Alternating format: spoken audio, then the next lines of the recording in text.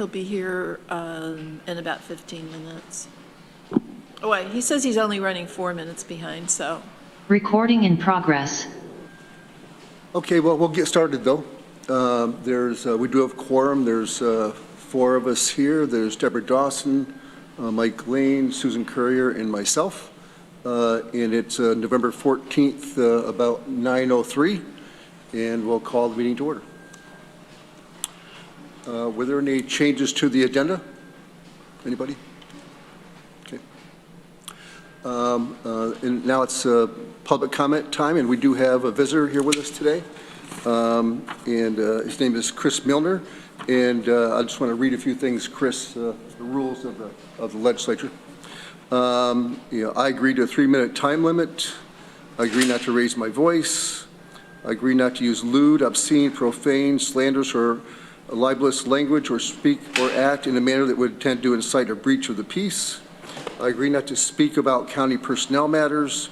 Personnel matters include comments about the job performance of named county employees other than elected officials. After 3 minutes, I agree to leave the microphone and yield the floor. Transferring time to another person is not permitted. I agree that if I cause a disruption and am asked to leave, I will leave the chambers. And Chris, you're up. And you come right here. Good morning. My name is Chris Milner. I'm a resident of the City of Ithaca in Susan Curry's district. Good morning. Thank you for the opportunity to speak to you this morning about the Center of Government proposed building in downtown Ithaca. I have reasons why I believe the Center of Government building in downtown Ithaca is going to be a $40 million mistake. It seems evident from your planning documents that I've read that the legislature is bound and determined to go forth with this option, but I want to give you some reasons why, having read the documents myself, why I think that this is going in the wrong direction. Number 10 is convenience to the public. The public does not like navigating downtown streets and parking. I didn't see any evidence in the planning documents that the public had been surveyed on this. Number 9 is convenience to rank and file employees. And again, I haven't seen any evidence of the employees of the county having been surveyed on their preference for where the Center of Government building should be. Number 8 is sustainability. A brand new $40 million building will use more natural resources than reusing an existing building. And thus the $40 million Center of Government building is a less sustainable environmental choice. Number 7 is due diligence. The county has not considered all of its alternatives, including leased space in what is now industrial or retail locations that may be currently vacant or coming vacant soon. Number 6 is legacy. If you build the government building, it's going to last for 100 to 130 years, but I think it will be functionally obsolete in 25 years. Number 5 is that the downtown facilities plan has an implicit bias against leased space. It's not explicitly stated that the county does not want leased space, but it is quite clear that leased space is the least attractive alternative that's been evaluated. Number 4 is work-life expectations. Work-life balance expectations have changed for employees everywhere since 2005 when the master plan was completed, and especially since 2020, COVID. I think things have changed for employees, and you'll have trouble hiring employees if you're going to force them to come to a downtown location. Number 3 is planning. The county's own planning department is about to start a strategic operations plan for government. And I don't think spending $40 billion or committing to a $40 million building is wise when this plan has not even been started yet. Number 2 is fiscal. The downtown facilities plan states that leasing buildings would cost $684,000 per year. Over a 25-year period, that's $17.1 million. That's less than half of the cost of the Center of Government building's estimate. And the final reason is that change is coming. You don't know how government needs are going to change which is why a leasing arrangement would give you more flexibility and the ability to change in the years ahead. So those are all my reasons. Thank you very much for your time and consideration. Thanks for your comments, Chris, and it's always good to hear from the public on these things. So, thank you. Thank you. Randy, I want to mention that we did get Mr. Milner's memo that he sent us, and we certainly appreciate that. Okay, well, we've been joined by Greg Mezzi and Veronica Pillar here, and I see Rich John is visiting us on Zoom. So. Oshana. And I don't have any chair's report. I'd like to kind of jump right in. Do you want to share anything? Okay. We'd like to do the minutes approval. Can somebody move those? Deborah, and second by Greg. And if we could do a roll call, just because he's virtual. Okay, do a roll call, please. Okay. Randy Brown, Yes. Susan Curry, Yes. Deborah Dawson, Yes. Rich John. Point of information, am I allowed to vote? Yes, you are. Okay. Yes. Mike Lane, Yes. Greg Mezzi, Yes. Veronica Pillar. Yes. Thank you. I'm trying to go paperless here, so bear with me a little bit. I got tired of all the paper at home. I got stacks of it, so yeah. But we're going to jump right into reports, and we've talked about the space utilization study by Holt in the regular facilities infrastructure committee more than once, but we want to bring it into this committee, and I'm going to pass it over to Lisa Holmes, if you want to start with that, Lisa. Thank you, Randy. I'd be glad to, and I'd also like to invite Arel up to the table too, because he was very much involved with the Holt study, which is in your packet.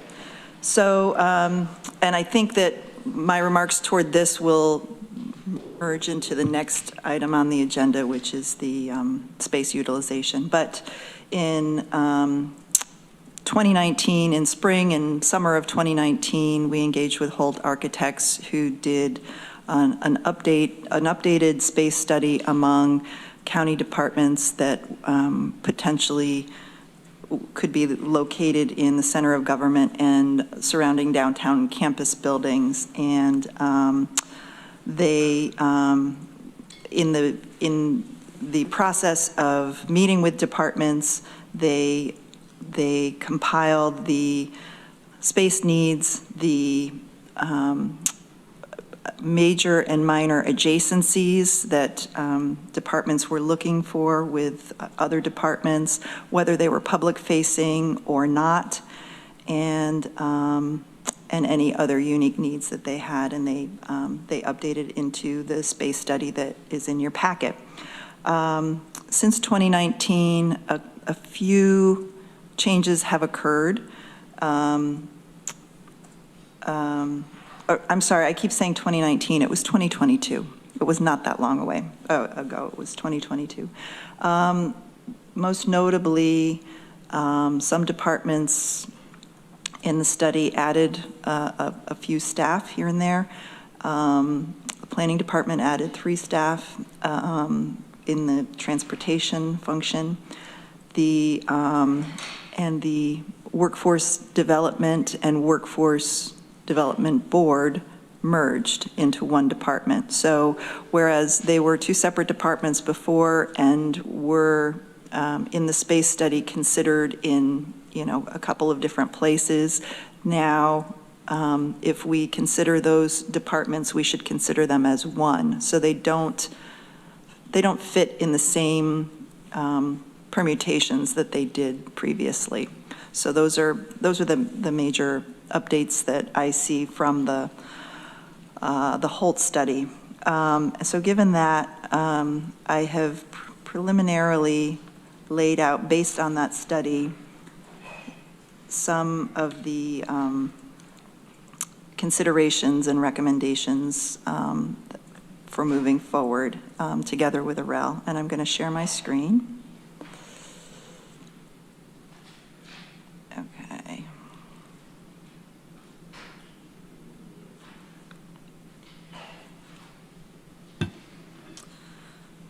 So, and again, these first few slides are, synopsis from the Holt study. The departments that we are looking at relocating are the departments that are currently in lease space, assigned counsel, Workforce New York, and Workforce Development Board, which is now one merged department, but they are in two separate lease spaces now. Assigned counsel and Workforce New York are both in the Center Ithaca and Workforce Development Board on Seneca Street. Office of Human Rights and Board of Elections machine storage. They are currently leasing space up on Hanshaw Road for their machines, and it would be preferable for them to be located in proximity to their machines for maintenance and for training. We also know that we have to vacate the county courthouse for the New York State court system, and the county clerk and district attorney are part of that. Also, the departments in Annex C, which is at the end of its building life, Assessment, Board of Elections, and ITS. And then finally, we have current space in the Human Services Annex, the unfinished side of the Human Services Annex. There is space there, and Holt also looked at the current space taken up by COFA and Veterans Services in the event we wanted to move those departments out of there and let go of that building. What I'm doing here what I've laid out here assumes that we are keeping the Human Services Annex and the space therein. But if we wanted to discuss that other option, we should probably do so in executive session. So then that leaves the remaining departments who are in the downtown campus but have additional space needs. Those include all of the departments currently in the old jail, county admin, county attorney, finance, and human resources, as well as the departments in this building, Daniel D. Tompkins building, legislature offices, planning and sustainability, and ITCTC. So of all of these departments, this is the one that is easiest to determine. The space in the Daniel D. Tompkins building, first floor, the legislature offices, it makes sense, and the space lends itself to house those offices in the first floor. And I think that is as clear-cut as it goes here. Actually, Lisa, I have a question on that. Sure. How many square foot is on the first floor of this building? Do you know? You can get back to me. I'd just like to tally them up as we go. So, but we don't do that now. But I'd like to see that at some point. Yep, we have that.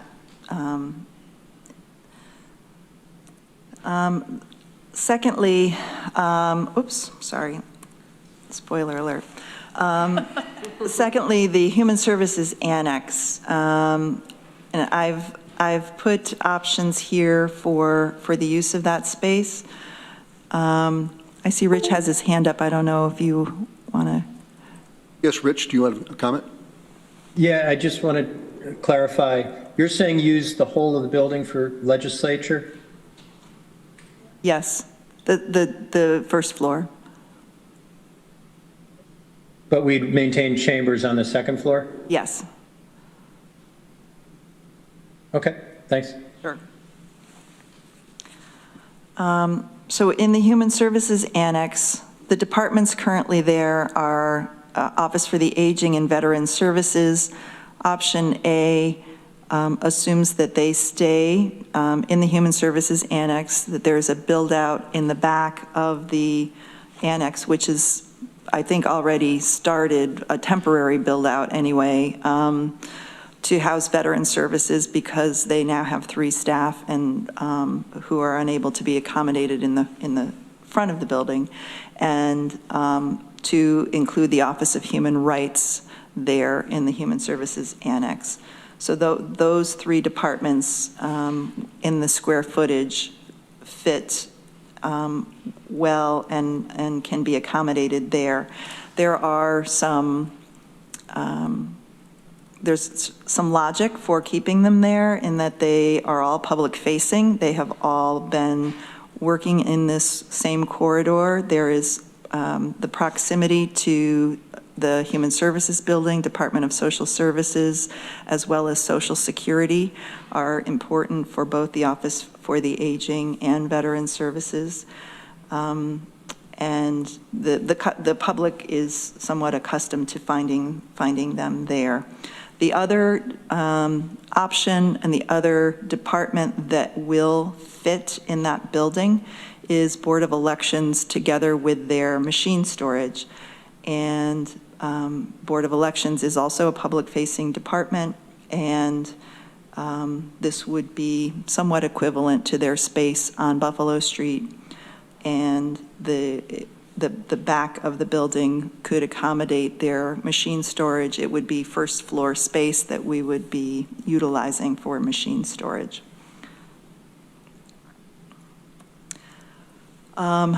Likewise, the old jail, in terms of its layout and square footage, I believe in the Holt study there was consideration of the workforce in one of these buildings, but given that the department is now merged, it will not handily fit where it was laid out in the Holt study.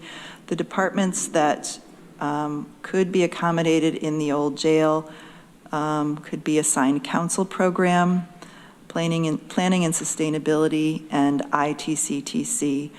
The consideration with assigned council, it is public-facing, and it cannot be co-located in the same building as the district attorney. So if the assigned council is in the old jail, that assumes that the district attorney is in the center of government building, or likewise, option B, the district attorney, staff, as well as grand jury accommodations could be used in the old jail, and these 3 departments in option A could be in the center of government building.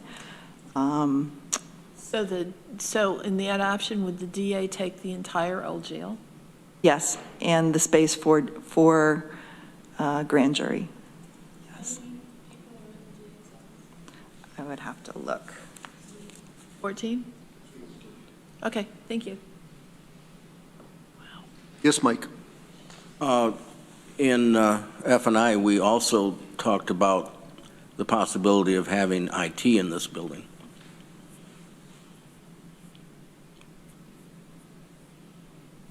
Because we can only move IT once.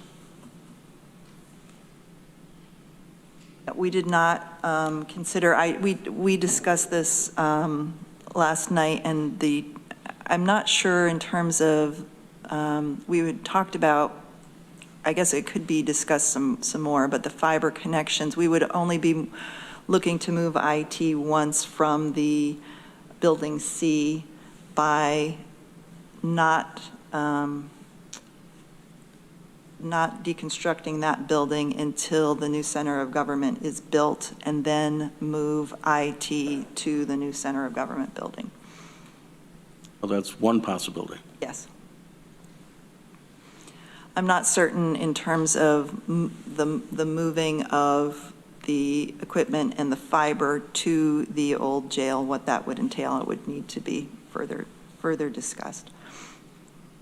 So whatever is decided in these options leave the remainder of the placements of the various departments in the center of government building, and looking at either option It makes for the same, roughly the same, I think within 50 square feet of gross square footage needed for either option in a center of government building.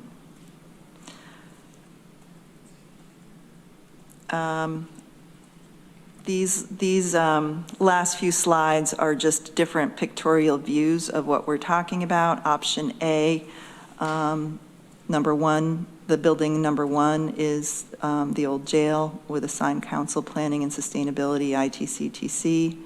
Number two is the Daniel D. Tompkins building. Number three, the Human Services Annex. And number four, the Center of Government. So option B includes the district attorney and all of the other permutations you've seen. And then the third is an option C, which moves Board of Elections to the Human Services Annex instead of, and would relocate COFA, Veterans, and Office of Human Rights to the center of government. Yes, Deborah? Thank you. And I'm assuming that you're going to, in this new center of government building, have a mix of public and non-public facing buildings, so you would put the public facing departments on the first floor? Yes. The layout within a center of government building has not yet been determined, but that would be the logic and the concept there. This is just what would fit where. So I'm not sure how people want to go about this, but I know this is important to determine where departments are going for space needs. How do people want to go about this? You want to talk about each individual current building to see what's going to go in there? For example, this building here. Do we want to say, okay, yeah, what's proposed makes sense, or how do you want to go about this? How do you guys want? Yes, Veronica. I don't have answers, but I have two questions. One is, do we have this PowerPoint in our emails? I can Or send it if to you not, right now. Could we? Thank you. It'd be helpful to be able to scroll and click around. And second, can you remind me where, if anywhere, is a good reference point for the space needs for our departments as they are now, as opposed to as they were at the time of the Holt study? Or maybe there hasn't been that much updating other than things like workforce combining? It would be in the Holt study that's in the packet, and then basically what I've just outlined verbally. There's not an updated space study, if that's. Okay, thank you. One of my thoughts on that, and to your point, is that some departments, we know the defined number of people in those departments now, but what are the projections for those departments 5-10 years down the road? So if there's 10 in a department and we think there's going to be 15, we need to build that into the space requirement. So it may make sense for us to see some type of document that would show what you think is going to happen.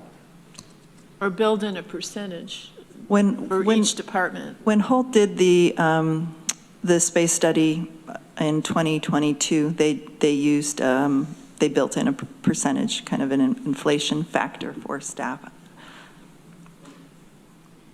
Yes, Mike? Not that I have a real answer for you, but this proposal that you're showing is how many stories for a downtown building? Is it a 3 or 4-story building? Not there yet. 4 to 5. I'm sorry? 4 to 5 stories. 4 to 5 stories? My God.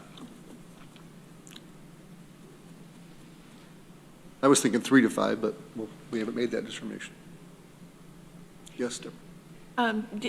This is, again, kind of off the track, but when Mike brought up the possibility of moving IT, and the possibility of moving IT more than once. So my husband is a software engineer, worked for TI for 1,000 years, and mentioned when I started talking about this, that you don't want to move your IT more than once. because when you move your IT, you potentially disrupt every other department that IT serves. So just bear that in mind. I think we heard that loud and clear, Randy, in F&I when we met with IT. Yes.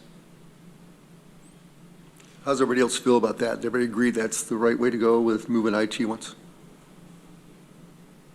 Okay, I guess, So we have one thing that's decided. right, hey, one at a time, right? Rich has his hand raised. Yes, Rich?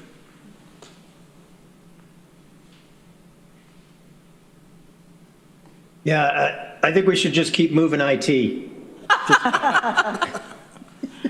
Just to be contrary. No, I wonder if, as a committee, and frankly, as a whole legislature, we're going to be doing a very good job trying to get to, here's what we should recommend for which departments go in the building. I think that's a recommendation that we get from administration and we vote up or down on, because we could spin our wheels for a very long time moving. There are certainly questions I'd like to hear more about. Like, it seems like we would be adding a lot of square footage to the legislature and the DA if we moved the DA to the old jail, for example, and us taking the first floor of our building.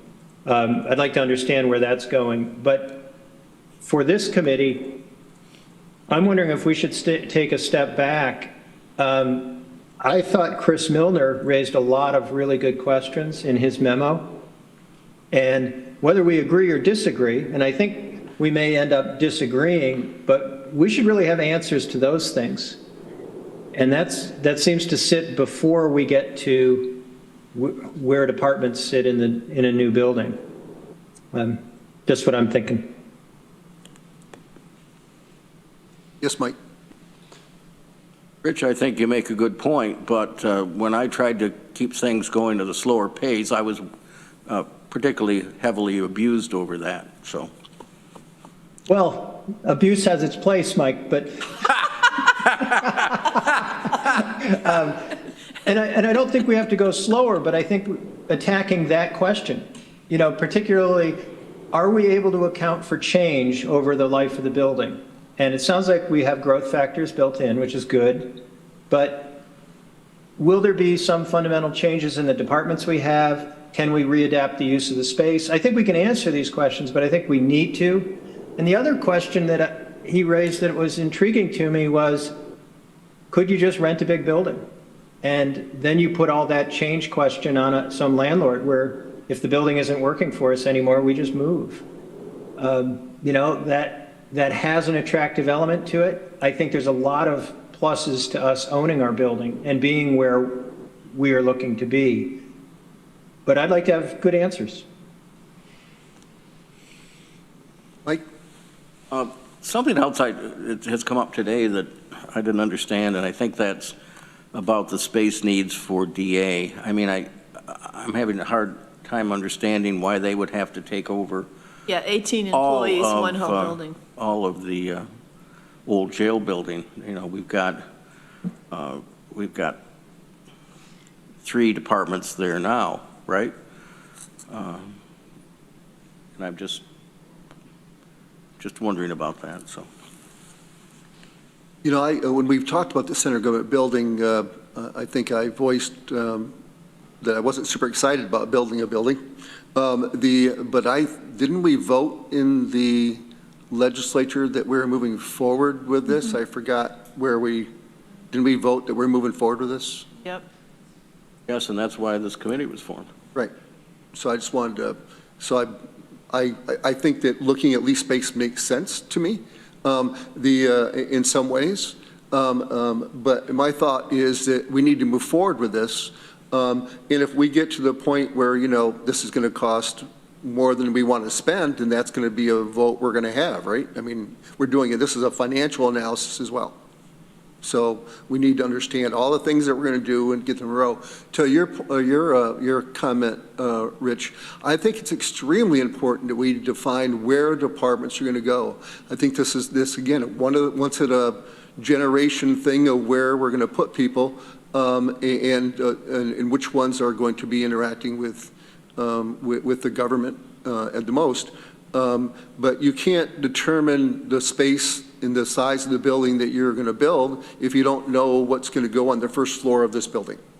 So that was my thought of that. And I'm not concerned. I don't like the idea of the legislature taking the first floor in this building at all. But that's just my opinion on that one. I think it's space that could be used by other people.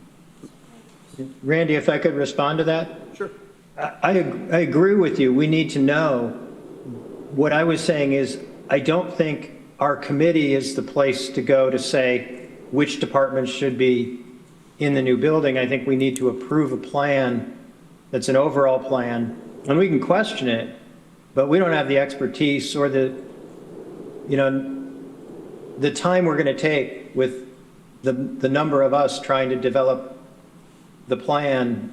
I think is going to be really inefficient.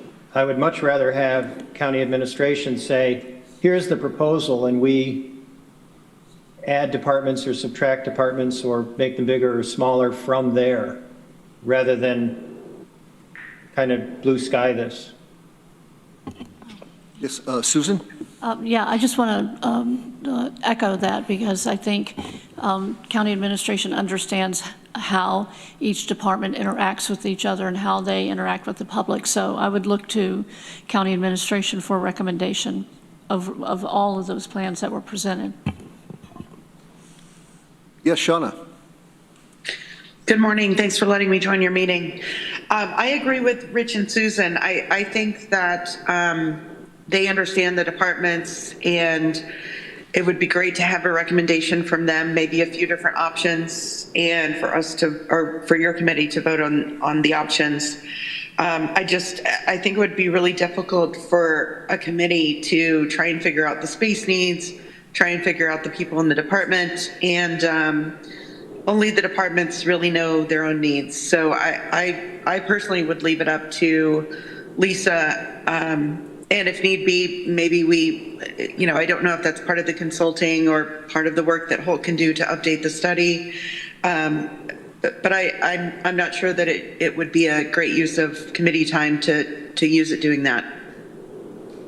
Thank you. Yeah, Greg? Didn't Lisa provide us with options?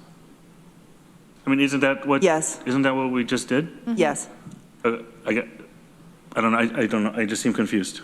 I feel like we've sort of walked the dog back to the house, and not really sure where we're at, because I don't know. I feel like we do have options. We were asked for input. If the committee wants to give input, that's what we should give to county administration, because that seems like what they're asking us for. Is there another step that I am missing?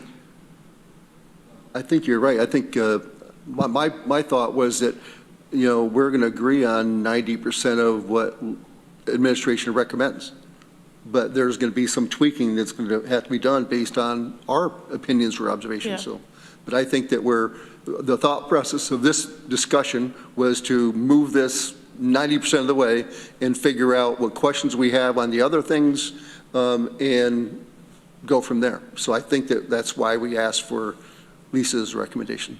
So, yes, Mike. Randy, I wanted to respond to you about the first floor of this building. I think it's very important the legislature have use of that. Back when we had the original space use master plan, the SUMP, one of the things that we were trying to do was have some office space here for legislators, not necessarily 14 or 15 legislator offices, but maybe 4 or 5 shared offices that people could bring people into, they could work out of, et cetera. A lot of us were not happy about being forced to move over here, but I think we made a good deal out of it after we were able to find some small office space. But really, those office spaces should be removed, and this should be kept as chambers only. And that would mean having to use first floor for those kinds of things. So that's my thoughts. Thank you. Anybody else comment about that? Yes, Deborah? Not about this building. I mean, I'm not familiar with the history, so that may be valid. It does seem, it seems like a big building and a big downstairs for mostly 4 people to be using all the time. But I wanted to comment on the old jail options because honestly, I think using that entire building for 18 people, Aurel has corrected the staffing numbers, for 18 people in the DA's office just seems like a profligate use of space. So. I hear you. It does also include space for grand jury, so that, I think that was built into it as well, but I hear what you're saying. Greg? Yeah, I tend to lean towards option C, just based on where Board of Elections is with the Human Services Annex. I think, yeah, there's a number of reasons, which maybe I don't want to get into openly right now, but I think the Board of Elections and storage in an older building, not taking up premium space, seems to make the most amount of sense, just from the storage standpoint, right? Not new build square footage for storage. Seems to be the best use of money to use existing structure for storage. I believe the work that the Board of Elections does is very important, but also I do like the idea too of having sort of independent and sort of free space and easily accessible outside of any sort of larger government umbrella for the Board of Elections to sort of work in their kind of independent, autonomous structure. I don't know. It seems like it makes logical sense to me for option C, which was presented. Deborah? Yeah, I agree. I don't know how many of you have been out to where they store those machines now. Several years ago, before I got elected, I always worked the polls, and they would have the training out there. And they just need a lot of space. There's just this huge room with a jumble of big machines, and I don't think that's going to change. So I would agree with Greg. It would be optimal to be able to have the Board of Elections and their machines all in one place. Yes, Lisa?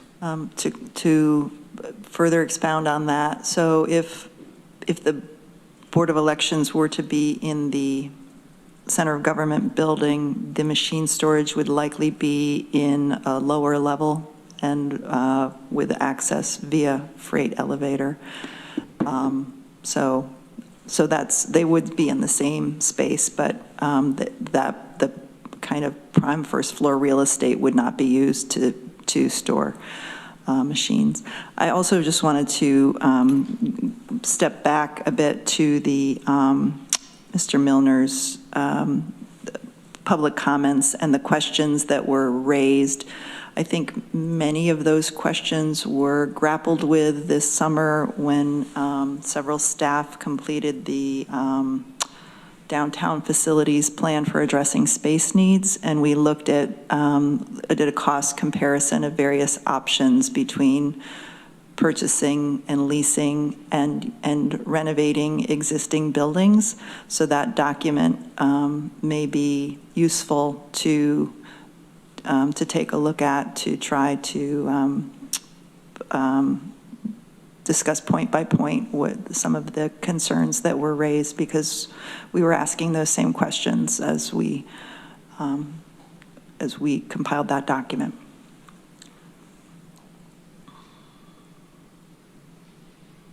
Any other comments? Yes, Mike?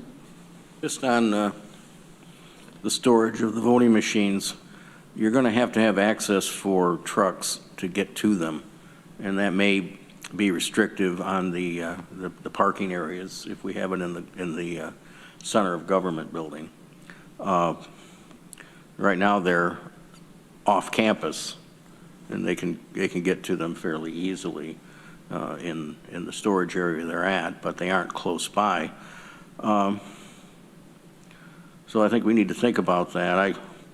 The equivalent to me is when they used to have the old bookmobiles in the old library over here, and they actually had a sally port basically entrance so they could load and unload that over there, and that took up a lot of space in that building. Okay, so I guess the consensus is that we want to look for a recommendation of all your choices there, Lisa, as to where you think departments should go. There is some concern for the utilization of space in the old jail.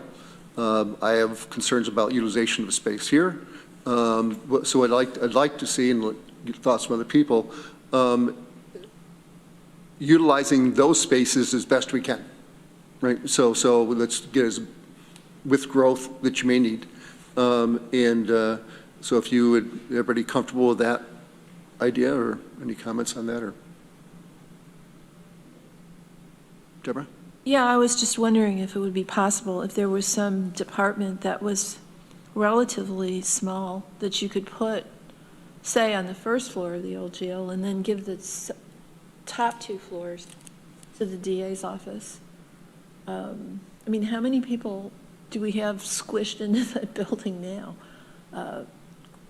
Quite a few more than 18. That would still leave them space for a grand jury room. I mean, the grand jury room doesn't need to be that huge. And how many grand juries do we have? So, without getting into the making of the sausage,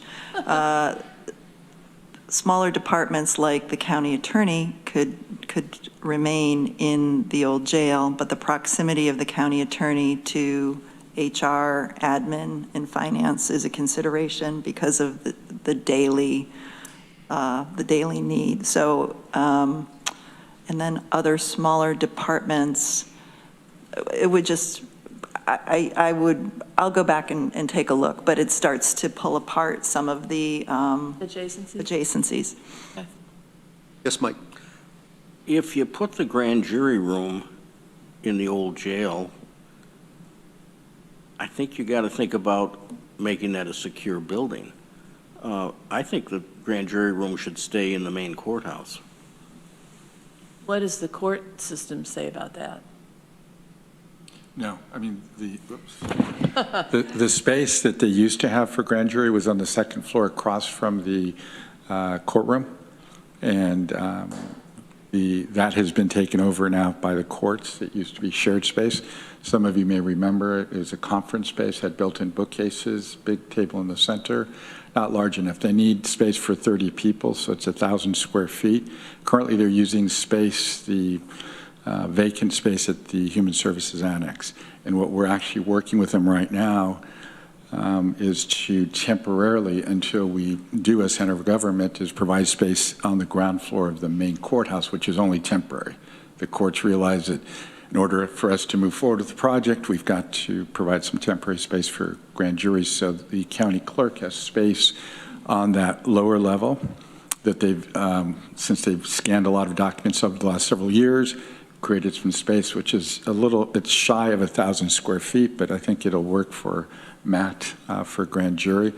I mean, it's optimal for him to have it in the same building. They had it for many, many years in the same building. Going over to the Human Services Annex is not ideal, but it's been working. And so for now, we're looking at a plan to create temporary grand jury space at the basement of the main courthouse. They could leave it at the county clerk's space, for example, when we build a new building. Well, no, the courts, well, yeah, until we build a new building, we would leave it at the main courthouse. After we do. Afterwards. We would have to find other space. There. What I'm saying is that I think the grand jury room should stay in the main courthouse, period. When we get all done building, it should still be there. If the court won't let us leave it there, it doesn't matter what we think. The courts have plans for the entire building, and so that. Well, they better plan on having the grand jury room there. Could I ask a point of information? Time we negotiated that. Yes, Craig.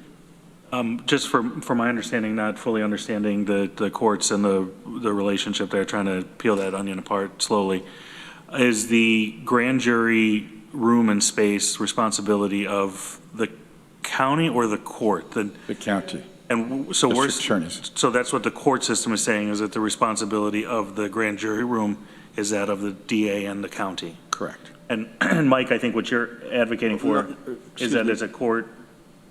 But Greg, all of the facilities are the responsibility of the county, including the main courtrooms, including the small courtrooms, including the family court offices and the everything. All of that is our responsibility. Sure. But it seems like they have a view of ownership over certain space versus others. Even though it's our responsibility, they kind of dictate what we need to do and be responsible for in some way. Right, like the grand jury space is not space that they would reimburse us for. They reimburse us for maintenance of all court space, and grand jury is not part of it. That is on us. So if we had it there, it would not be considered in our eyes state court space. Court space, okay. I agree with Mike. If all, I think that it belongs there in the courthouse. Security is a big issue for people on grand juries. I've been in that grand jury, and that room was awful. I mean, it was tight. And I've been recently down to the clerk's office as well. They have made a lot more space because of all the scanning they're doing. That would be a logical place, I think, for me. I'd like to see us approach the court system and say, we want to leave it there because security is extremely important for grand juries, in my opinion. Deborah. That's a good argument, Randy, and I would not be averse to trying to negotiate something with the court system, but I wouldn't count on it in our planning because I think the deal was that was going to be their building. Our building to take care of, but their building to live in. So. Greg? This may be an assumption on my part and just my view, but I would assume that a new center of government would likely be somewhat of a secure space, right? I would imagine that there would be some level of security like we have in other county buildings that have heavy public facing. We would, yes, it's certainly something that we would want to plan for and build into from the beginning. Because it's much easier to plan for it ahead of time than retrofit with security. Yes, Rich. It might be helpful to get Matt Van Houten's view on this. Certainly, he's been operating at a remote location on a temporary basis. It'd be interesting to hear how that's been going. And if the DA moved to the old jail location, you could have security that would go into effect when a grand jury was sitting. But I worry about having it in the center of government building because a lot of the time it's not used. I mean, maybe it could have dual use as a conference room, but you kind of need it when you need it, and then you don't. There aren't a lot of adjacencies other than to the DA office itself. So I'm not sure the center of government is the location for it. Yes, Veronica? This wasn't about that, but about the security. I'm wondering if someone can expound on what you're thinking for the center of government, or just looking at the lists of departments here, I don't really know a lot of their security needs. Like right now, you don't have to go through a metal detector to walk into COFA, which seems appropriate. But I'd be curious to hear if people think it should be otherwise for the future. So certainly over the last year or 2 years, county administration has tried to address security issues across departments and work with facilities, ITS, Department of Emergency Response, and others to help to standardize what we're doing for certain buildings. There are many buildings, including the old jail and the Human Services Annex where COFA is, where the buildings were locked down during COVID, and entry was limited, and we've opted to maintain that with intercom systems so that people could be buzzed in and people aren't just wandering through without having a purpose in an office. I think what could be considered in Center of Government building would be a shared reception area for some wayfinding, at the very least, for people coming in the building, because people would be coming in with multiple, to see a variety of different departments. But we probably would want to consider other security measures ahead of time, and look at what we've done with other departments, like the Human Services building and mental health, where there are a few different departments sharing the same building. I'm not saying that we would necessarily want to institute security guard and metal detection, but we should look at the gamut and what we should plan to do ahead of time. Yes, Mike? As with DMV, I certainly would hope that we aren't talking about making the public go through metal detectors to get to the county clerk's office. Deborah? Yeah, I think we need to remember that we're going to have a multi-story building, for example. I've worked in several buildings where you needed to have your pass keyed in with your elevator, and you can only get to certain floors where certain departments are if you've got the right pass. And then, yes, you have a central foyer area on the first floor, and people can access that freely. But if they want to get up to your department, somebody has to come down and get them. With your public-facing departments on the first floor, somebody comes out and ushers you in. I think that's what you have at social services now. Yeah, I mean, they've recently upped the security with, right. Yeah. But not every department in the same building necessarily is subject to the same security protections. That's pretty easily doable, I think. Greg? Yeah, as somebody who watches those First Amendment audits quite a bit on YouTube, I think it's important to remember that we need to create open access to public space, and whatever we are required to do, we should do, and we should do better than anybody else. I also am a believer that it is okay to have security, and there are okay to have. It's okay to go through a metal detector. It's okay to have something x-rayed. I mean, you do it in the courts, you do it when you get on an airplane, you do it when you get in a lot of places. I don't see there being an issue with security, but I do think we need to make sure and ensure to the strongest extent possible open and free access to space that needs to be open and accessible to all at all times while county business is being conducted. Okay, I think we've talked about this enough. Lisa, do you feel like you have good direction here? Or do you have any questions for us? Or? I guess my question is, are you looking for the next step? What I've gathered here from your feedback in the form of a recommendation, a resolution to react to? I'm not ready for a resolution, but I'd like a recommendation at the next meeting to say, in each building, this is what I think should happen. Yep. Yeah, I don't think we need a resolution. Okay. Not at this stage. And if there are some departments here, like, I guess that's what we'll talk about, but I'm thinking you're going to be 90% on task. So. Sure, thanks. Is that okay, everybody else? Or? Okay, great. Okay, well, I think that was helpful, I hope, for Lisa. The next discussion was request for information on architects and engineers. Susan and I talked about this, and actually I did a little research on this as well. and I know Ann Corman and I talked about this.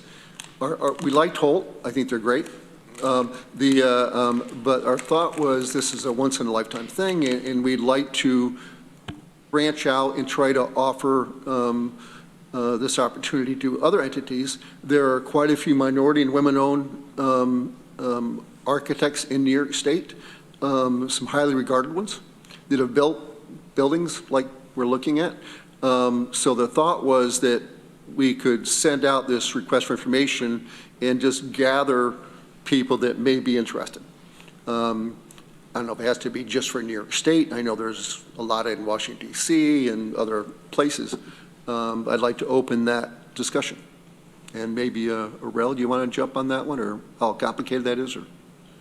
You're indicating prior to the RFQ doing a request for interest, or? Request for information to people who are interested in submitting a proposal. Yeah, we've not done that before on, for RFQs. Typically, RFQ, you put it out and it goes everywhere, and anybody that's interested would then submit or respond to the RFQ. RFQ is really, we're looking for qualifications. I think all the years, all the capital projects I've been involved in, almost 30 years, I think it's important that we find a team that the county can work with well and it is qualified.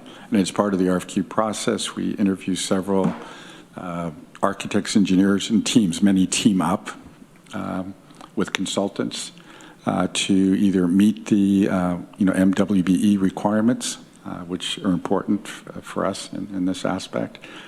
And then we interview them, usually probably 4 of them. And we've been involved with committees like this. The last one I remember was the health department project.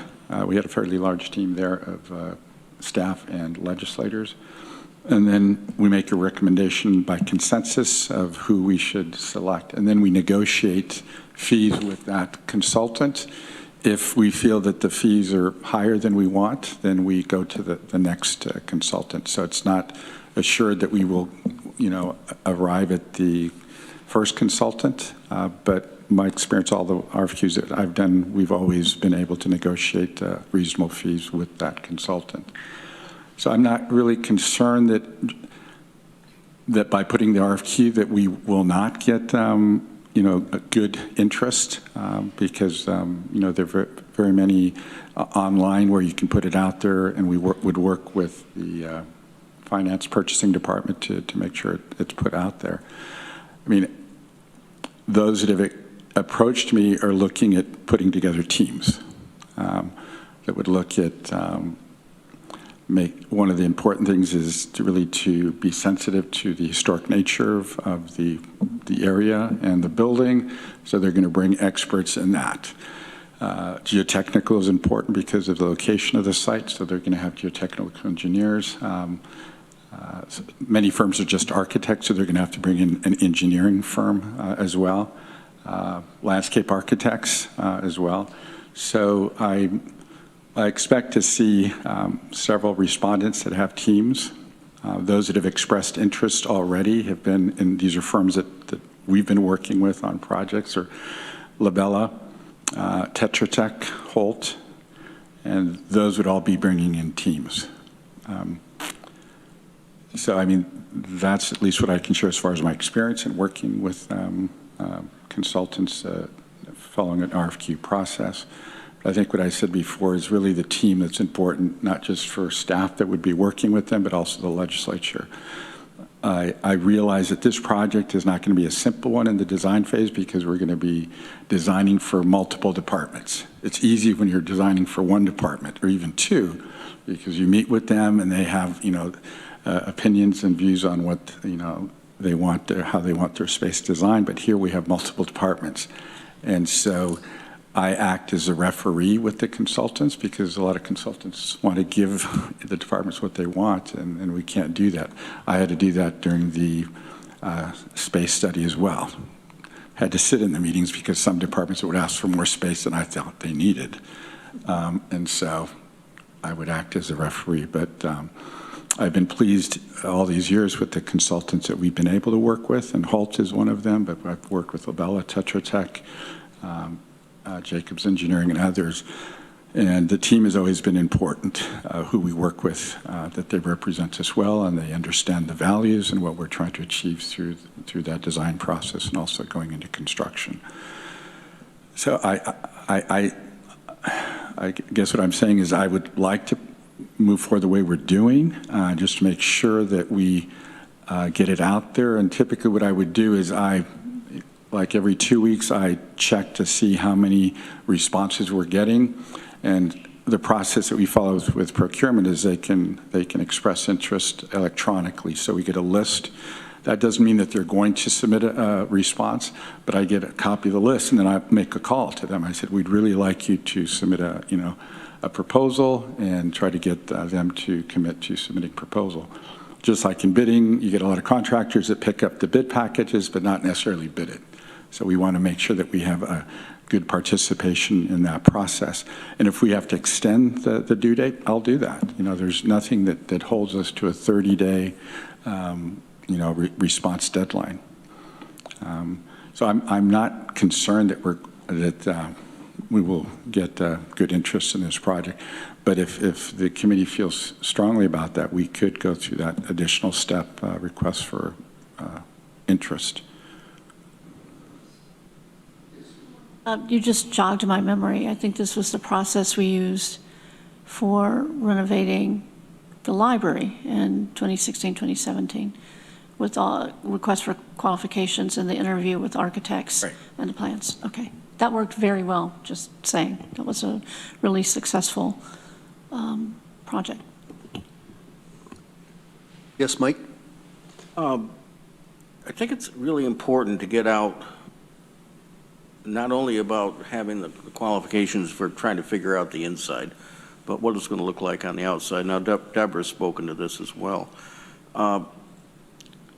We're in a historic district in downtown. We've got our other historic buildings right next door. There ought to be themes that a good architect or engineering firm would be looking at, how to make it distinctive, but still stay within the historic nature. Maybe you stay with the federal architecture. Maybe you do something that you pick up some of the elements and add them. And silly me, but I was walking by the main courthouse and noticed the stone Greek key decoration that goes on the thing. Something like that might carry over. I'm not an architect, but I just think it's important that we get out that we're looking for something. Maybe we want to see some of the things that they've done similarly to in areas of historic nature, for example. And that would be included in the request for qualifications, experience and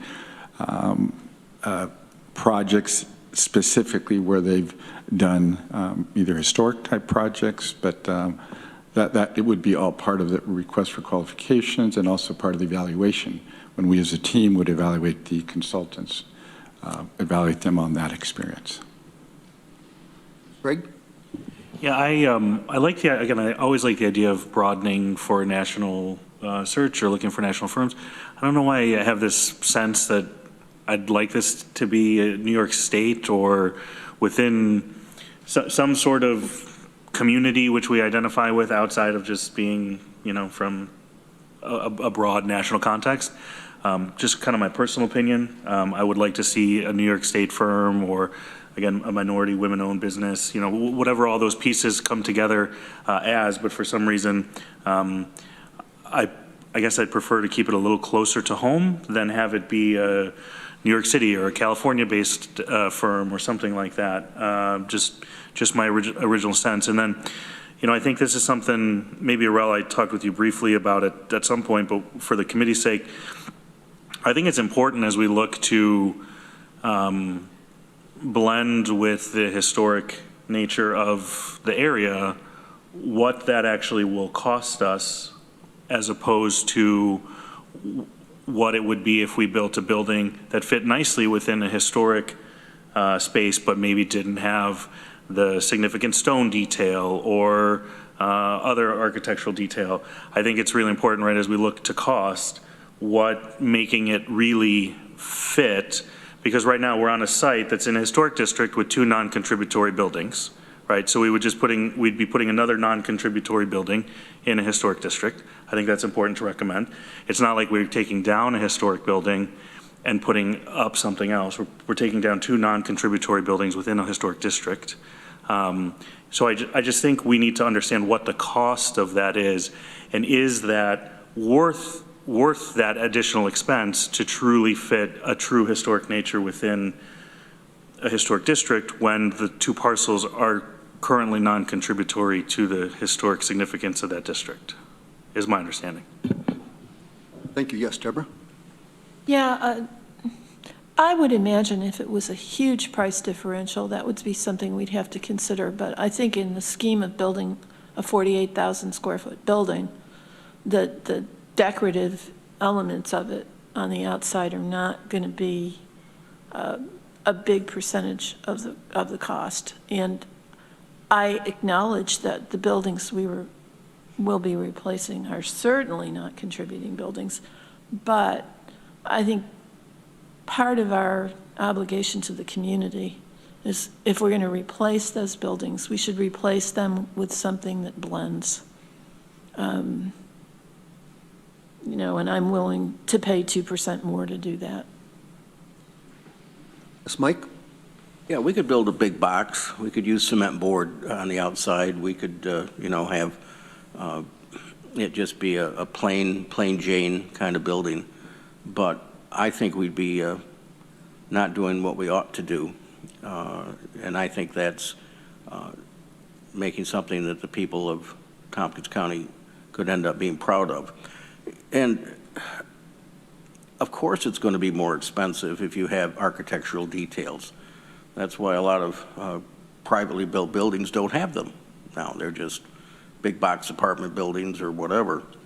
But I think it's important that a governmental building have some style. Gravitas. Yeah. Yeah, so going back to your comment, part of my confusion was RFI, RFP, RFQ. So I thought an RFQ was request for quote, but it's request for qualifications. Correct. So I apologize. I was Correct. not sure. Yeah, I thought we corrected that at the last, because I think the first time in the resolution it just had RFQ, and I think somebody filled it in assuming it was a request for quote. But I thought we corrected that. We did, but yes. Many years ago, that's what I thought that was too, but it's request for qualifications. But as I said, the process that at least I followed, especially nowadays that you can do everything electronically, we can monitor the interest that we're getting, and then I would reach out to them. I will admit, I'm like Greg, I'm biased to firms that are either in New York State or local. I mean, they're more vested in the community. We also look at sustainability at a broader sense. You know, we don't want those flying or traveling in large distances. And so typically when we reach at a tie, let's say, if we're interviewing 3 and we have 2 that we're tied with, we always go with the one that's more local. That's always been our tiebreaker. But yeah, because we had a firm when we did the public safety building, the big project many years ago. I think Mike was the only one that was here. We received proposals. Labella was one of them, and then Jacobs Engineering out of Pennsylvania was the other one, I think Pittsburgh. We gave them the project. The project was put on hold, and within less than 2 years, and they told us they were out of the business. Well, it wouldn't have mattered because the legislature never told us to move forward with the project, but we'd already invested $250,000 with an out-of-state firm. So anyway, that's my personal opinion, is if we can go somewhat local or regional, because they're more vested in the community, they're more familiar with the county and the buildings and such. And most times you're paying less for consultants that are more regional than out of state.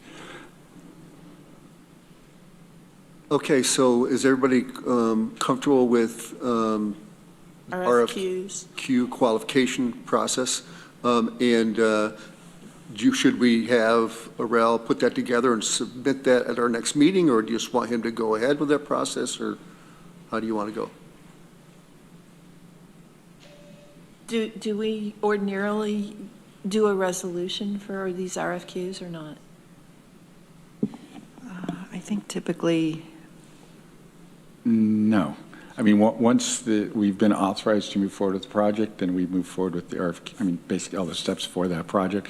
I would like to bring it back to the committee, at least the outline or draft, so that you can weigh in on that.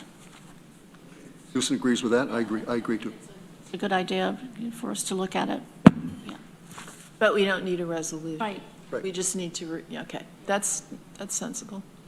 I did do a little research, and there are some minority-owned architect firms who do a lot of work in Albany for building government things. So I would appreciate when that time comes, at least trying to reach out to those by doing some research on that in New York State. I agree with that. Okay, sure. Any other comments on that process? Okay, we're doing pretty good with time. Terry, do you want to stop up? We'll talk about geothermal. Our thought about this was that it could almost run parallel to the other building of the building, and we don't know what geothermal is going to cost, but I think electrification of buildings makes a lot of sense, and so that's where we want to just see where it's going. All right, let's talk energy. Yeah, so exploring some geothermal possibilities. So I think just to make sure we're all on the same page with what geothermal is, I think the important thing to remember with geothermal is that we're moving energy around. We're not creating any type of energy. And so with a geothermal, what we would call more colloquially a ground source heat pump, we're typically taking that heat from the ground and using that heat exchanger to do that. And so when I say heat from the ground, it could also be the cool from the ground for the air conditioning side in the summertime. Because we're moving energy instead of creating energy, we can follow the laws of thermodynamics and look at the efficiencies. And so typically when you look at just electric resistance, an electric coil in a house or in a building, you're looking at 100% efficiency. If you're looking at a furnace or a boiler, you're looking at between 80 to 95% efficiency. Because we're moving heat around, the ground source heat pumps are super efficient. They have what we call a coefficient of performance of 3.0 or 4.5, somewhere in that range. So somewhere between 300 to 450% efficient. So, for one unit that you're putting in, you're getting 3 to 4.5 back. With geothermal, there's a lot of different types. Closed loop, open loop are terms that you might hear. So closed loop meaning it's all in a contained system. Open loop, you're exchanging, usually a fluid. In this case, with the pond, you might be exchanging water with the pond itself. Vertical versus horizontal, you might hear these terms thrown around. So whether you're going deep into the earth, like the example shows you, or if you're going a little bit shallower but going horizontally along the plane. And so that's what we're talking about when we're talking about ground source heat pumps. And this is something that the county's already explored. And so at our public works facility, we have geothermal that was installed this year. Picture on the left is one of the drill rigs as it was putting in one of the vertical wells. We're using the heat from the ground with a heat exchanger, and it's being spread throughout the building via a few different systems, but this is the in-ground heating that exists in the garage bays. So we're using basically heated water to heat the concrete slab, which is then radiating heat off for the rest of the building. We also do have some air to or water to air units that are providing air conditioning and supplemental heat as well. So there's a lot of different things you can do with this type of system. Running on parallel to geothermal to ground source heat pumps is this idea of geothermal district heating and cooling. And so this is, I think, a really good chart to show what that looks like. And so when we look at a geothermal district heating and cooling system, what we're looking at is still using that heat or cool energy from the ground, but then taking it and spreading it amongst multiple different buildings. And so in this example, it's going to an energy station where it's doing that heat transfer, and then it's sending warm warm water to different buildings, or it could be sending cool water to different buildings. And so this is something that is being done more and more commonly throughout the world. It's much more popular in Europe and places like the Scandinavian countries, Iceland, Norway, Sweden, Denmark. Less so here in the United States, although it's starting to gain a little bit more prominence. We've recently been talking with NYSEG about a district geothermal project that they're looking at doing over towards the Science Center, actually, that would involve a bunch of properties in that region, which is a really exciting project. And some of the considerations with kind of these district thermal energy networks, as they're also called, is, they do have that higher initial cost, but that cost can also be spread out over time, and operationally, and also the maintenance costs. If you have multiple different buildings that are connected, different owners of buildings, it's a little bit easier to spread out those maintenance costs. There's the potential for added efficiencies. I wouldn't guarantee that there's added efficiencies with a district system, but there is some potential from my understanding. I think in a lot of ways it changes the framing of reliability and where the points of failure are. We've had conversations with folks that say that they're more reliable, others that say that they're less reliable. I think it just changes where the reliability lies. Sometimes you're taking units out of buildings and centralizing them. So you might not have 10 units in 10 different buildings. You might have one unit in one building that then gives the heat off to 10 other buildings. So is it more reliable? In the sense that you're not having to take care of 10 different units, but you also have one point of failure there. So it just changes the framing a little bit, which I think is something to really think about.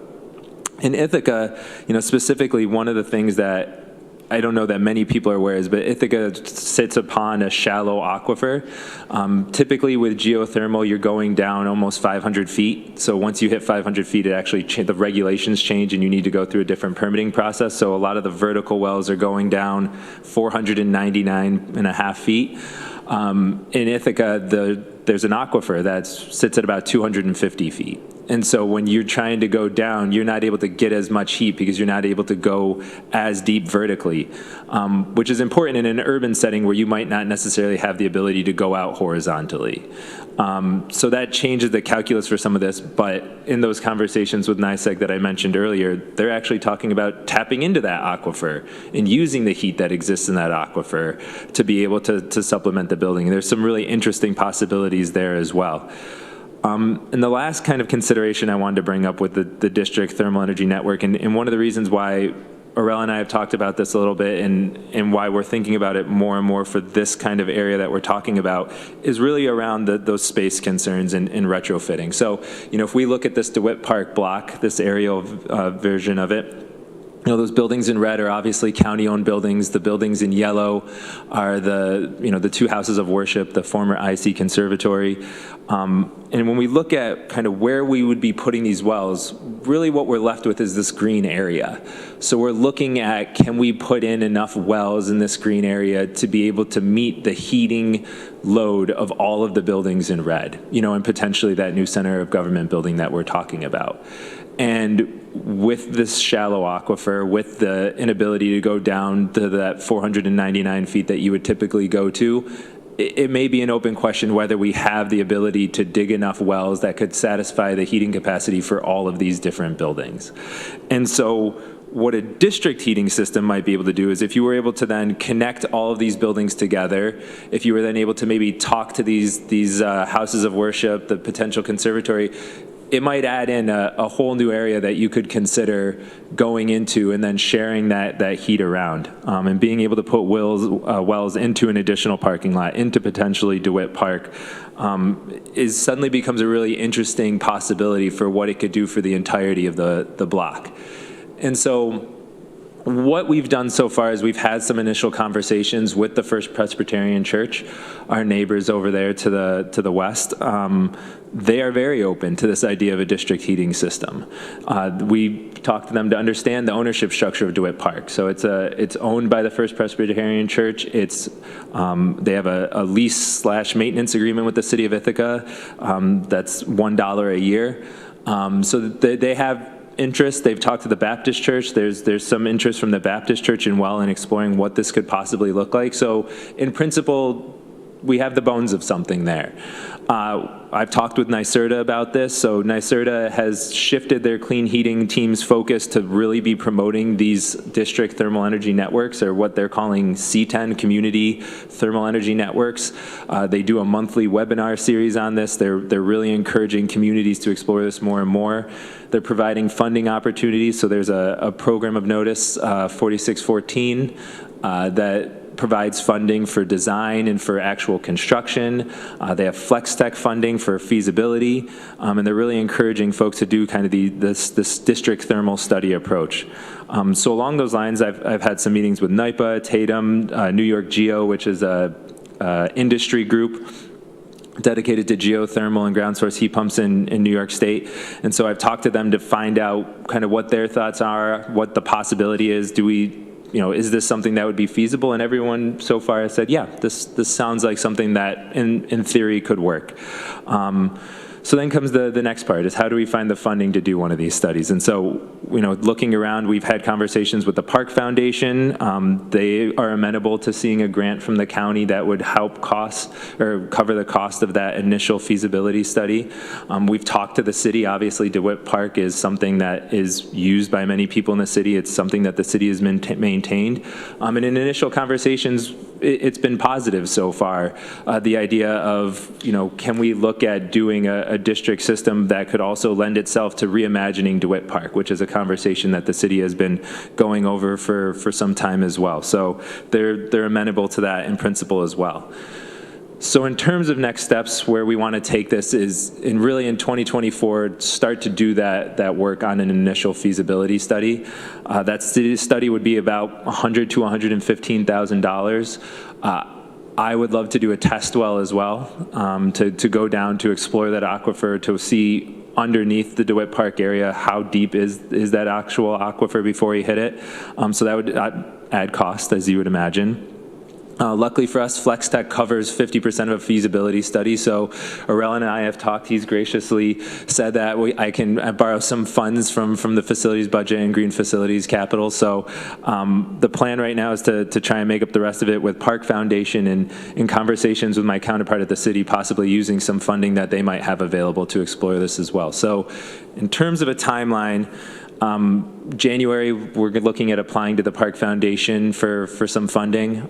Spring, selecting contractors and apply for those FlexTech funds.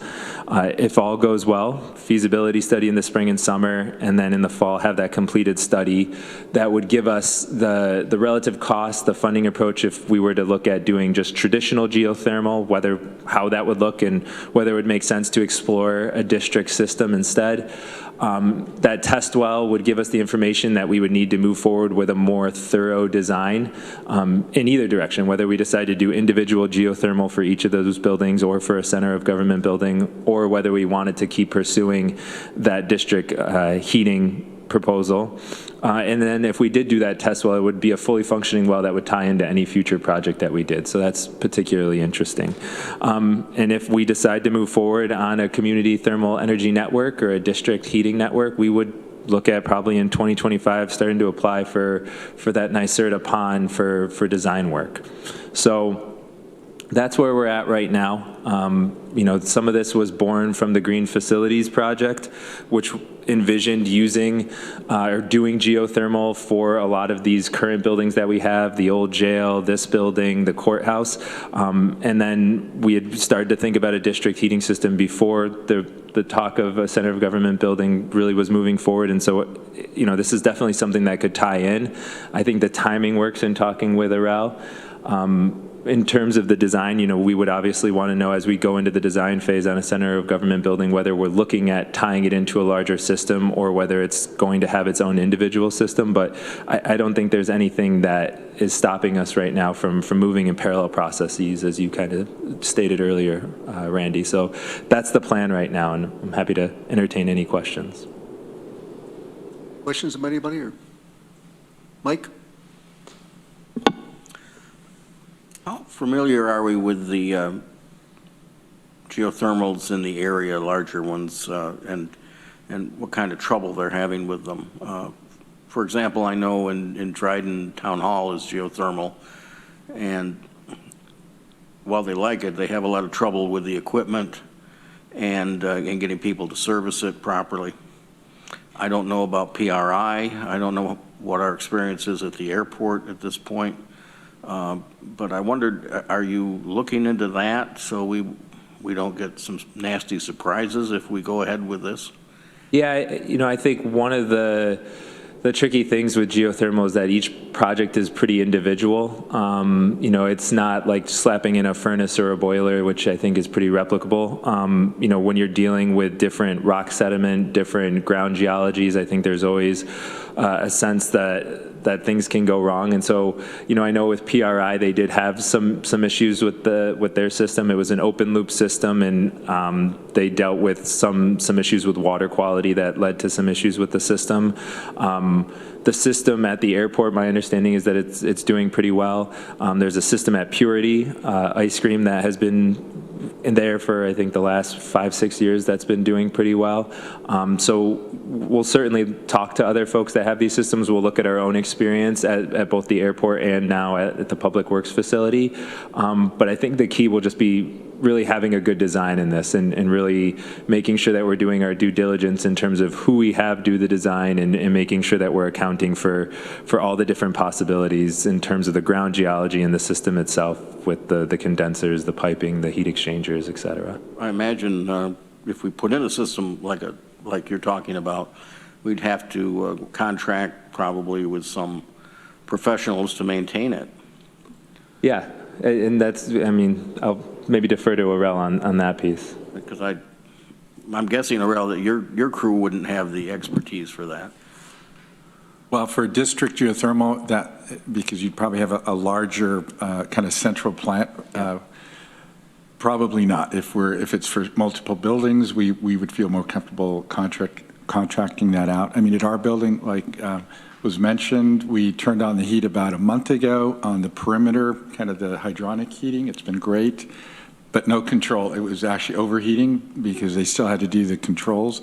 And then last week they started turning on the new rooftop units, and that's been really nice. I think they've got 2 more units to go, so it's pretty exciting. As far as the equipment itself, the rooftop units we're familiar with, AON units, the pumps we're familiar with. What's new is just a kind of a central heat pump. We do several smaller heat pumps. We have 2 heat pumps, so that's a little new, but it's something that at least our technicians can service. But as part of the project, we will get at least, I think, 2 years of a surface contract for the equipment. But as far as a larger installation, as we're talking here district, we would feel more comfortable kind of outsourcing that than doing it ourselves. And one more thing, if I may, Randy, when you're talking about DeWitt Park, I think you'll send a shudder through the community. And I think you got to be very, very careful what you're talking about. And if you're talking about reimagining the park, are you talking about closing and putting wells all over it? Or you've got veterans groups involved, you've got people who use it every single day, and events that are there. I just think that's a go slow. We ought to make sure that the public is on board with whatever we're going to propose doing at DeWitt Park, if we propose anything. Yeah, certainly. Well, thanks, Terry. Actually, a lot more information than I thought we were going to get, so I appreciate that. Anybody's comments on whether we want to move forward with getting a feasibility study and seeing what grants are available, those kinds of things? Yes, Deborah. Well, when we came up with the green facilities plan and the county strategy a number of years ago, the whole idea was that we would focus on our own facilities for the first time, really, and set an example. So this is our opportunity to walk our talk. I'm very much in favor of this. I'm very excited about the work that Terry and Aurel have done. Thank you.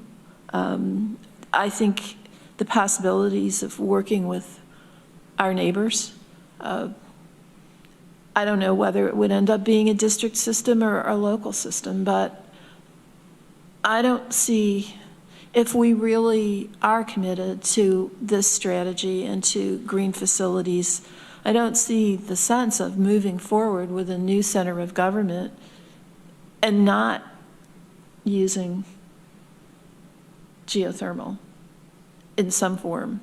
I was personally disappointed when I saw in our budget and our capital plan that there was going to be a delay on the next phase of the green facilities plan, because I don't think we have time. So anyway, I would be in favor of moving forward with Terry's proposal to explore options for funding with the Park Foundation and NYSERDA, and to do a test well and do a feasibility study, because this is our opportunity. Yeah, I agree with that. I'm not sure of the process for this again. I mean, how, does this have to come through a resolution somehow, or how does that work? Yeah, so I think when we start going forward with the proposal for park, I guess a question would be whether we would take it to this committee or F&I. I think the original intention, since this is a fairly new committee, was to take it to F&I, but if folks want me to take it here instead, I'm happy to explore either way. Or both. Or both. I mean, we do that a lot with BCP and the program committees. Okay with that, Mike, both? Or? You've got 4 of the F&I members here right now. Yeah, should be easy then. Right, it's true. As Lee to come to whatever, Right. You could have a joint meeting. Yes, we could. Again, thank you very much for the work. I'm looking forward to seeing where it goes. I have a question. Could you get back to us, Arel, and update us on what did the Public Works geothermal cost? And then it'd be nice to know a year from now the savings in fuel consumption and cost, and just to kind of understand how the benefit of that really was. So.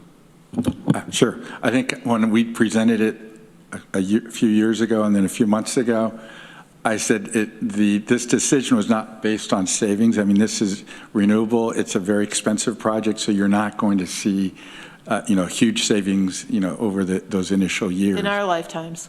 But we're really excited about it. I mean, I've been watching the whole development, the well field, and it's under the parking lot now. You wouldn't know it. As I said, the new equipment is online now. So we're pretty excited about that. But yes, I can give you the numbers at the next meeting, or F&I, or... Yeah, either one. And okay. in the square footage that you're heating, cooling would be helpful, just to understand, to kind of put it in perspective. Okay. We're also exploring some funding related to the Inflation Reduction Act that was passed on that we think could hopefully end up with some substantial money coming back to the county for doing that project. But we're waiting on federal guidance on, because it involves a new program through the IRS, and typically local governments aren't submitting, tax returns, the way a private business might. So we're still understanding exactly how to parse that, but the hope is that we'll see some financial return from what we've done. So. Yes, Greg? Yeah, I guess I just had a quick question about the aquifer. Yeah.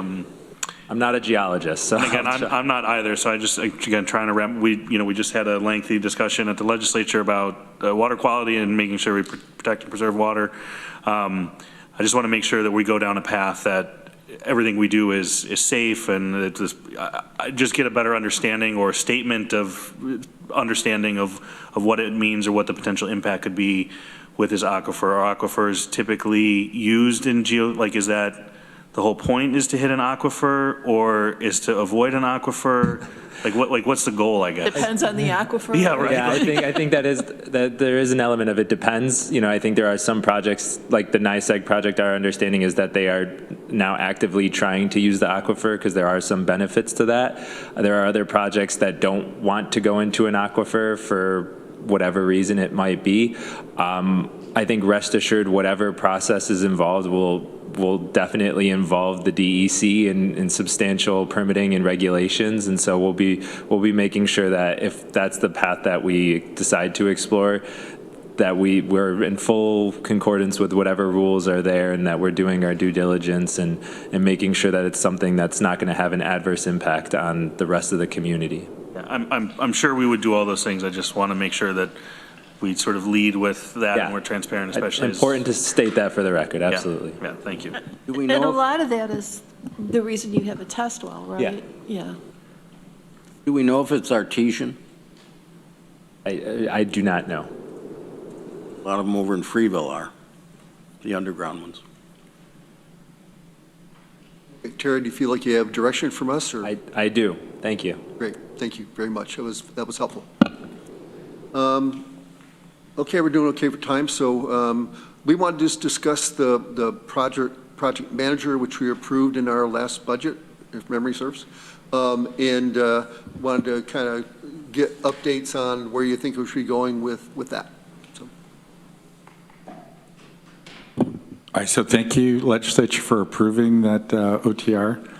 And it was also, the salary was increased one labor grade, which I think will help us in recruiting. I think I indicated at that meeting that the week after the funding was pulled for that, because it was funded for this year, we received 2 applications. And so now that we have the approval at least for the beginning of the year, I think I'm going to be working with HR to re-advertise the position at the higher salary, and then see what interest we get. Some of it is going to depend on how the Center of Government project moves forward, and how successful we are in actually getting respondents for the project manager position. I know it was funded, I think it was a multi-year, 3-year funding, but looking at the schedules, we're going to go beyond that. But I think at least Lisa said that we can, reapply a request for an extension of that. I think it will be very helpful as we get into especially the design process for not only Center of Government, but should in the future we look at public safety building as well. Those are larger projects to manage. As much as I love doing it, I also have a department to run, and so it's hard to balance those sometimes without a project manager, because really in our department we only have 2 professionals. It's myself and the deputy, and the deputy is really focused on operations side, and I'm on the capital side. So it's hard sometimes to juggle between the 2. So as I said, what I'll do is work with HR, advertise it. We won't look at really conducting any interviews or making any offers until the beginning of next year, but I can report to the committee as how we're doing as far as interest in applicants. Any questions then from anybody? Great. The last thing that Susan and I talked about a little bit, and Chris mentioned as well, is community input. And we didn't really know where to go with that. But I think it's important, in our thought was not necessarily on, how big the place is going to be, but in design. Does anybody have any thoughts on how should we ask for community input on any issues, and how do we want them involved, or do we need them involved? I don't know where to go with that. So we just had that discussion and wanted to open it up to other people's thoughts on how the community could give their 2 cents. So, Veronica. I don't really have an idea about how, sorry to be unhelpful today, but I like the idea. I think that definitely community members will be giving their 2 cents anyway at some point after the thing is built. So we may as well give some kind of opportunity beforehand within the constraint that no one's going to simply get their way. Tourette's. I also, thinking back to the discussion about design earlier, I agree that the building should look, nice, like something, not just a box. I also think, and I don't know things about style, but I think that it should somehow convey in its appearance what it actually is. As opposed to the building, the wonderful building we're in now that I'm glad is preserved, the old courthouse / Daniel G. Tompkins building looks like a church, and people repeatedly say it looks like a church. And I'm not saying we should change it, but it does cause consistent low-level confusion when people are trying to come to the legislature meeting. So when we get to start from scratch, I think we should think about like what does the facade of the building say, I suppose. I was thinking maybe Notre Dame or something. I don't think I had anything. Sorry. Say your question again. Maybe I did. I'm sorry. So we're just trying to figure out how we should get Yes, the I did community have something.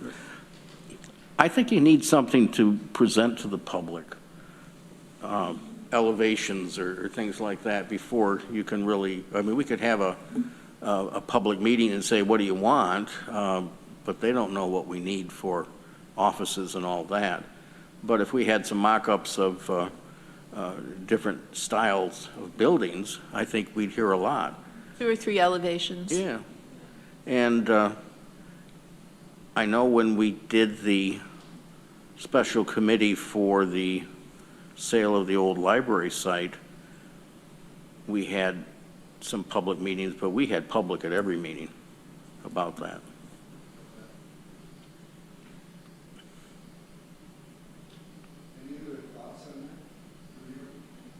I think that's a good idea, to have something to react to. And I was thinking about the public comments that we heard, because I think some of the issues raised actually had been addressed in lots of previous meetings, even before I was here. But I appreciated the public comment, and I think that there is a desire for more, particularly with the building, with all these buildings changes. So I think having something that they can react to would be helpful. I want to say, given that we can factor that into our timeline and process. I'm going to go back to something I said before, because I do think one of the things that needs to drive this project is how we better serve the community through the building of this building. And again, I don't know if it's just about a facade or just about an elevation, but how the public interacts with the space. I do think that there's opportunity to maybe collect input. I don't know at what time most appropriate or under what sort of construct, I guess. But I think it's important at some point we asked, how can we better engage with you through physical space? Or what could we do better that we're not doing currently through physical space? I think it's a question worth asking. I don't know necessarily how to ask it. I'm not qualified in that area. But I think it's important we hear from folks, because we need to continue to, again, and I've said this before, creating great space for our staff allows them to continue to do the great work that they do to serve our community. But what are some things that maybe we're sort of immune to or not seeing, right? Because we're in it every day. And that maybe the staff, the community have not shared with us, other than, the appearance, I think is important. And that's something that I would include in the RFQ, because my intent is to have the consultant work with us to help solicit that community engagement and response. I agree that presenting something that they can react to instead of just an open-ended, what do you want? Because you will get many opinions. But also a little more structured, where we can focus where we think, we need their assistance and their input. Accessibility is an important one. Parking, that's come up before, how important that is. We'll have to weigh that in, because we, as you know, currently on this, in this complex, we have no public parking. It's all on-street parking. Things like that, but accessibility, security, a lot of those things, maybe what departments in their eyes are the ones that should be, more accessible publicly than on the upper floors. So that's something that we would want our consultant engaged in, and then we would obviously come back to you and present how we would look at soliciting that public input. Yeah, since you brought up the P word, do we have any idea what the city's plans are for that Seneca Street garage? Go ahead, Randy. ahead, Mike, you may know better more than me. Go ahead. All that we've heard is that they want to rebuild it, and they're talking about a bus station on the first floor. It's just, I've heard things about that garage and the structural soundness of the building, and I keep waiting for them to do something with it. The other problem, of course, was when the hotel was built, they gave away the best parking spaces as part of the contract with them, so. Well, maybe I misspoke. I'm talking about the one on our side. Or did they give away parking spaces to a hotel? One, the Seneca Street, Right. Yeah. They gave it to Holiday Inn or whatever. Oh, yeah, like the first two floors. Yeah, well, more than the first two floors. Yeah. Okay, well, I think we're at the end of our meeting. Our next meeting will be December 12th at 9 a.m. If anybody's got any issues with that, let me know. I have a motion to adjourn. Deborah, second by Veronica. All in favor?